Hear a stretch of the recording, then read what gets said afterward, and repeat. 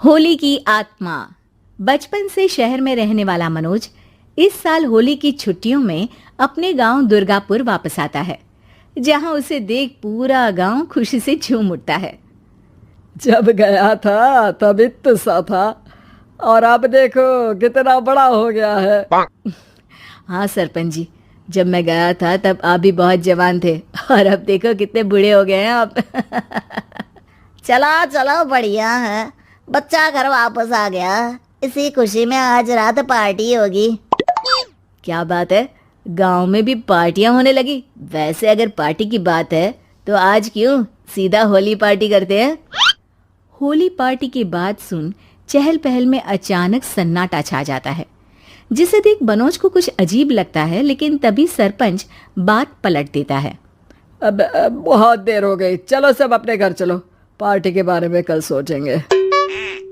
मनोज भी mummy papa के साथ घर आ जाता है, पर होली पार्टी और उस पर पूरे गांव की खामोशी वाली बात अभी तक उसके जहन से निकलती नहीं। पापा, होली पार्टी की बात पर सब चुप क्यों हो गए थे? अरे होगी उनकी कोई अपनी बात। मुझे गांव की पंचायत ही थोड़ी पता है।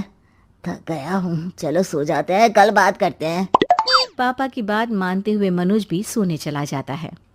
आज तो छुपा लिया, लेकिन हफ्ते बाद जब होली का दिन आएगा तब इसे कैसे रोकोगे? अगली सुबह सूरज के साथ ही मनोज भी गांव घूमने निकल जाता है, जिस पर रास्ते में उसे अपनी ही उम्र के कुछ लड़के भी मिलते हैं, जिनसे दोस्ती कर अब वो उनके साथ घूमने लगता है।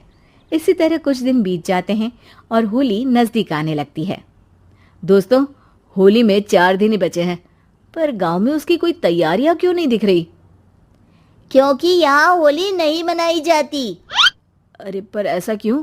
वो राजा भूषण। अरे तुम 4 दिन के लिए आए हो, क्या इतना सोच रहे हो? चलो कुछ खाने चलते हैं। इसी के साथ एक बार फिर होली की बात को टलते हुए देख मनोज को शक होने लगता है। वो घर पहुंचते ही इंटरनेट पर अपने गांव और राजा भूषण के बारे में जानकारी निकालने लगता है। क्या? मुझे आज तक ये नहीं पता था। ऐसा कैसे? किसी ने मुझे कुछ बताया क्यों नहीं? सारी जानकारी लेने के बाद मनोज गांव वालों या अपने मम्मी पापा से कुछ पूछे बिना खुद ही उसकी सच्चाई के बारे में छानबीन करने लगता है, जिसके चलते वो राजा भूषण की हवेली में पहुंचता है। वाह, क्या हवेली है यार! पर क्या यहाँ सच में कोई भूत है? हेलो भूत जी, कोई है क्या?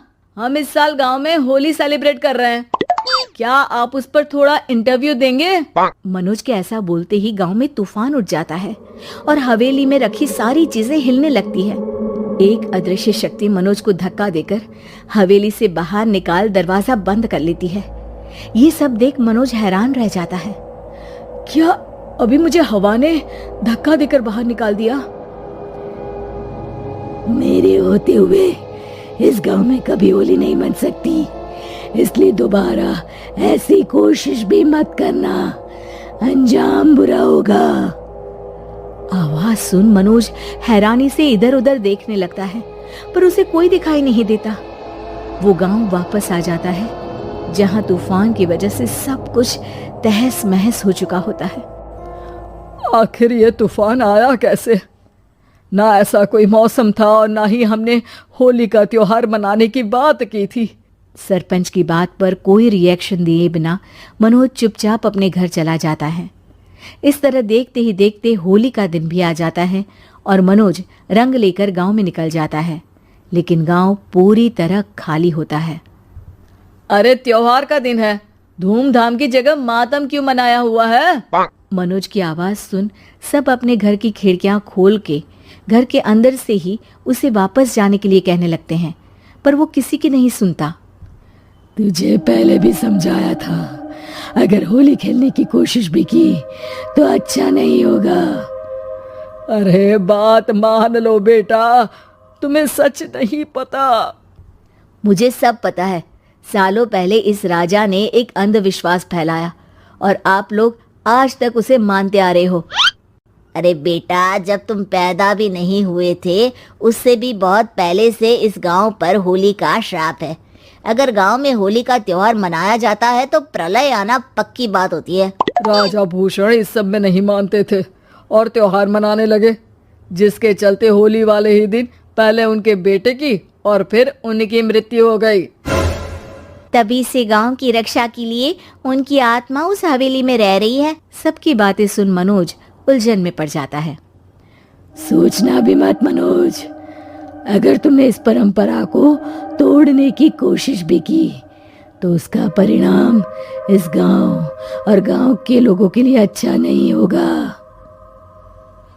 मुझे भी यकीन नहीं हो रहा कि आप लोग एक बेतुकी बात को मानकर सालों से रंगों के त्योहार को मातम की तरह मनाते आ रहे हो। मनोज किसी की कोई बात ना मानते हुए पूरे गांव में रंग बिखेर देता है, जिसके तुरंत बाद वहां तूफान के साथ बिजलियां गरजने लगती है। अचानक मौसम में ऐसा बदलाव देख जहां मनोज कंफ्यूजन में आ जाता है, वहीं गांव वाले डर से सहम जाते हैं।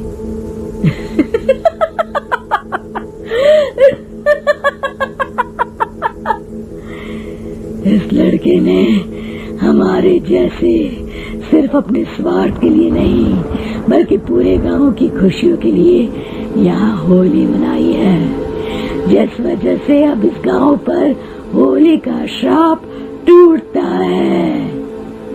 ऐसा बोलकर राजा का भूत वहां से गायब हो जाता है, जिसके बाद गांव के लोग धूमधाम से होली मनाते हैं। खुशियों के रंग गांव में बिखरे ही होते हैं कि अगली सुबह अचानक मनोज कहीं गायब हो जाता है और एक बार फिर गांव में होली का नया राज शुरू हो जाता है।